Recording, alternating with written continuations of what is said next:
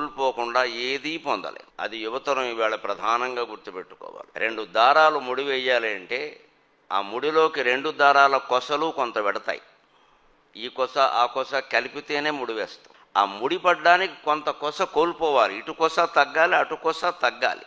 అప్పుడే ముడిపడు. నేను ఇలాగే ఉంటానని 2 కొసలు అంటే ముడిపడే అవకాశం లేదు. ఎవరో ఒకరు కుటుంబం కోసం, అలాగే కొంతమంది వ్యక్తులు దేశం కోసం త్యాగం చేసినప్పుడే మిగిలిన కుటుంబం అంతా బాగుంటుంది, మిగిలిన దేశం అంతా బాగుంటుంది. ఆ మిగిలిన కుటుంబం బాగుండడాన్ని చూసే పూర్వకాలం నిన్న మొన్నటి వరకు తల్లి చాలా ఆనందించేది. ఏమండి మీరేం చేశారు అంటే, నేను చేయడం ఏమిటండి, మా ఆయనంత ఉన్నత స్థానంలో ఉన్నారు, మా పిల్లలంతా బాగున్నారు, నాకు ఇంతకంటే ఏం కావాలి అని. అలాగే మనం కూడా ఈవేళ నేను ఉద్యోగాలు చేయడం ఏమిటండి, నేను సంపాదించడం ఏమిటండి, నేను వీళ్ళందరికీ సేవ చేయబట్టే కదా వీళ్ళందరూ బాగున్నారు అని అనుకోగలిగే సంతృప్తి చెందగలిగితే దాన్ని మించినటువంటి సంతృప్తి ఈ సృష్టిలో ఎక్కడ ఉండదు.